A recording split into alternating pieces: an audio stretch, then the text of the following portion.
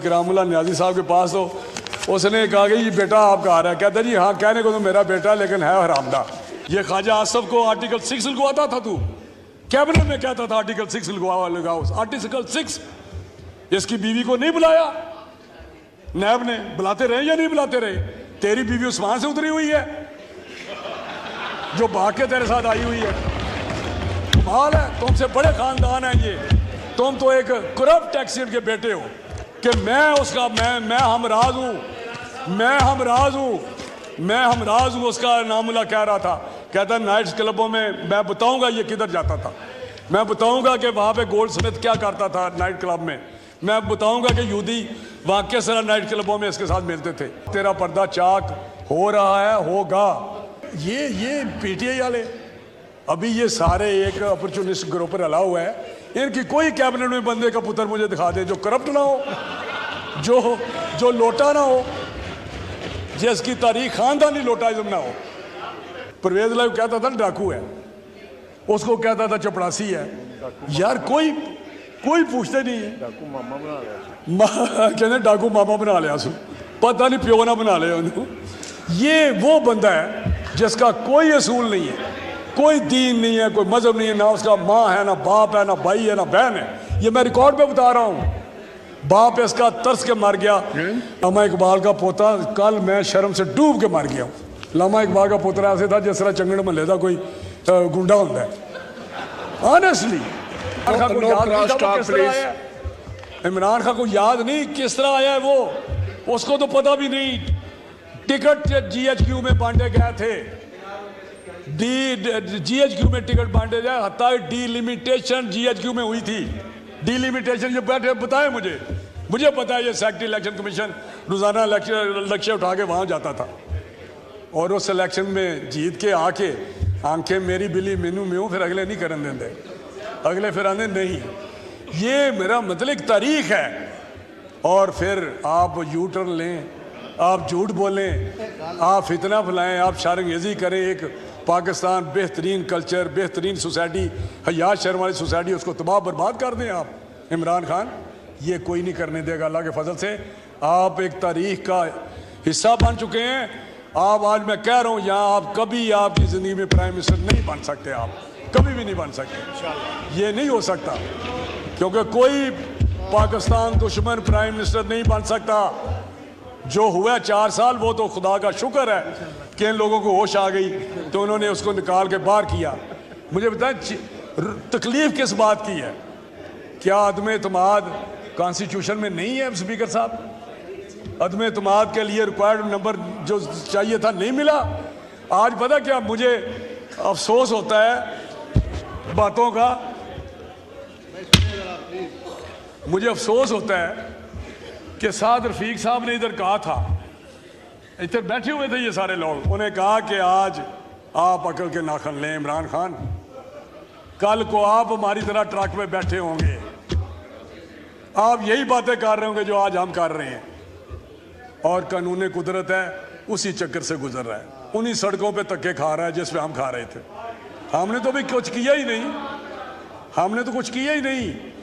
ये बातें करते आज मेरी बीवी वहाँ पे अकेली थी, क्या हमारी बेटी मरियम नवाज होटल में अकेली नहीं थी?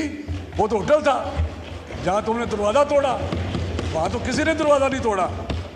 ये ख्वाजा आसफ को आर्टिकल 6 लगवाता था, तू कैबिनेट में कहता था आर्टिकल 6 लगाओ। आर्टिकल 6 इसकी बीवी को नहीं बुलाया नैब ने, बुलाते रहे या नहीं बुलाते रहे?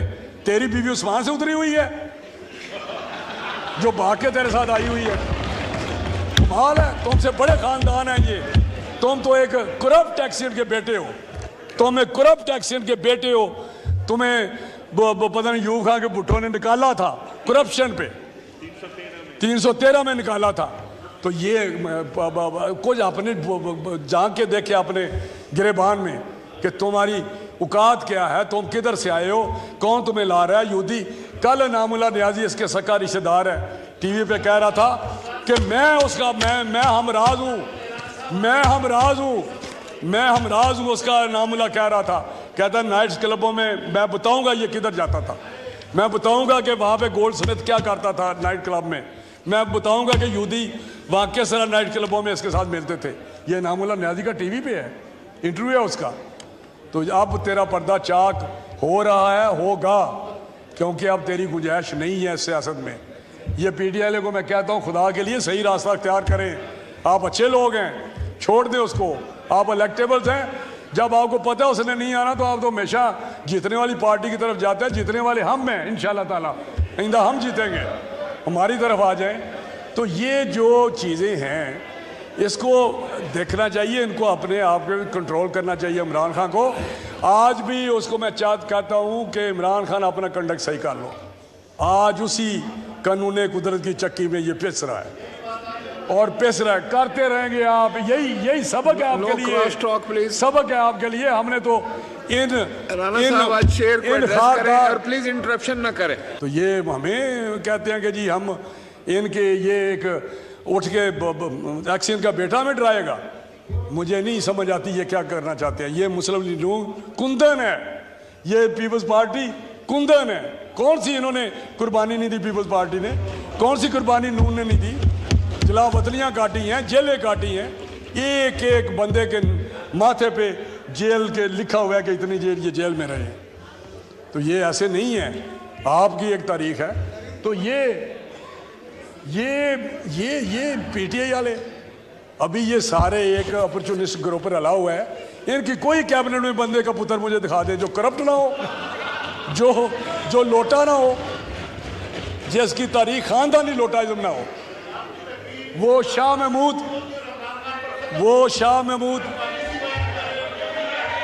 Please no cross talk. आप तशरीफ रखें जी जनाब, कंक्लूड करें। मुझे नहीं पता ये शरीफ आदमी है, इसको तकलीफ क्यों हो रही है। ये तो बड़ा अच्छा आदमी है, इसको तो नहीं होनी चाहिए। ये तो बड़ा अच्छा आदमी है। कहने का मकसद है कि जब भी पॉलिटिकल मैच्योरिटी का बात करते हैं, अदारे चलने लगते हैं, इस तरह का कोई ना कोई स्तुंगड़ा आ जाता है। जिस तरह इमरान खान है, इसने सारा का सारा निज़ाम भी धर्म भरम कर दिया, इसने मईशत तबाह कर दी, इसने गवर्नेंस तबाह कर दी। मुझे बताएं किसी जगह पे भी इसके बंदे का पुत्र लगा हुआ था कोई? मैं ईमान से मैं हैरान होता हूँ कि अपनी कौम पे भी जो इसके फॉलोवर है, कौम तो बहुत अच्छी है।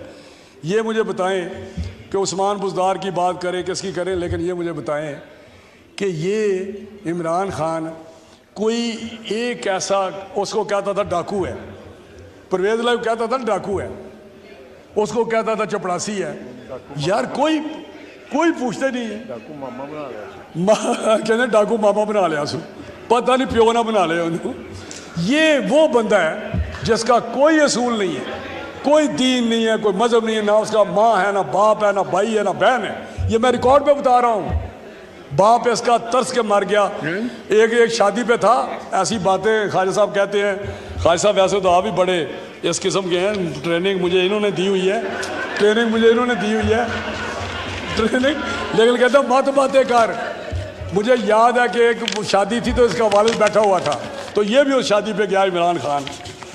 तो वो साथ जो बैठे हुए थे इसके वालिद साहब के साथ, वो इकरामुल्लाह न्याजी साहब के पास, तो उसने कहा कि ये बेटा आपका आ रहा है। कहता जी हाँ, कहने को तो मेरा बेटा लेकिन है हरामदा। ये उनके लफ्ज़ थे, ये उसके बाप के अपने दोस्तों के साथ लफ्ज़ थे।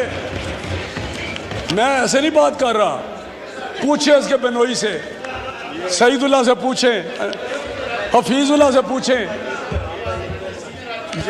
ये मैं समझता हूँ कि राना साहब you are a very senior politician. ये दोनों लफ्ज़ में एक्सपांज करता हूँ। मुसीबत ये है कि आप लोग बड़े शिस्ता वैल्यूज़ वाले लोग हैं। आप हर बार उसको भी कहे कोई अपना लफ्ज़ वापस चले, उससे वापस करा के दिखा दे मुझे नहीं, मैं ऐसे नहीं कह रहा, मैं करैक्टर की रिफ्लेक्शन दे रहा हूँ, क्योंकि ये रिफ्लेक्शन है हर किसी की। देखे ना, मुझे देखे ना, हर बंदा एक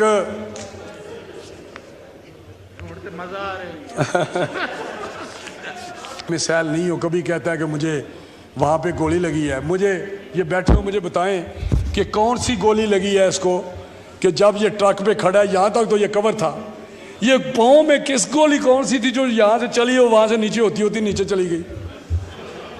वो मुझे समझ नहीं आ रही। वो दो लोग दिखाते हैं, ये एक बैठा हुआ है रेडी में, रेडी पे बैठा हुआ है, आगे टांग बांध के, तो परवेज अली दूसरी ये करके रेडी चला रहा है, देजा राय खुदा की कहते ने, देजा सखिया राय खुदा कोई। ये ड्रामेबाज हैं। ये शोट में गर्दन अपनी और बाहर निकल फेंकता था, भाग जाता था।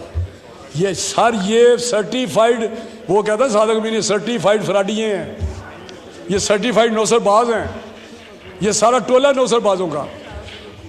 और अभी तक टांग, जब उसने बाहर आना होता है अदालत में, टांग ऐसे कर लेता है, जब वो जलसे में जाना होता है तो बिल्कुल ठीक खड़ा हो जाता है। तो ये कौम को सोचना चाहिए, हमारी अदलिया को भी सोचना चाहिए कि किस मुकाम पे हम पहुँचे हुए हैं। खुदा का खौफ करें, छोड़ दें नज़रिया ज़रूरत, छोड़ दें पंचायती फैसले। लामा इकबाल का पोता, कल मैं शर्म से डूब के मर गया हूँ। लामा इकबाल का पोतरा ऐसे था जिस तरह चंगड़ महल का कोई गुंडा होता है। ऑनेस्टली वो वलीद इकबाल आप देखें ज़रा, खुदा की कसम मैं कह रहा हूँ, यहाँ देखे ना, सबसे आगे वो वलीद इकबाल। यार जवेद इकबाल के बेटे हो, वो जज नासरा बेचारी जज शरीफ, और उसके बेटे, तुम्हें शर्म नहीं आती? एक छोटी छोटी एमएनएशिप सेनेटर्स क्या होते हैं? करैक्टर के सामने मैं सब कुछ चीज़ें नहीं होती, असूल के सामने कई चीज़ें नहीं होती। तो मैं गुजारिश आपसे कर रहा हूँ सर कि ये चीज़ें इस वक्त हुकूमत को और पार्लियामेंट को खड़ा होना है। ये नो और नेवर वाली बात है।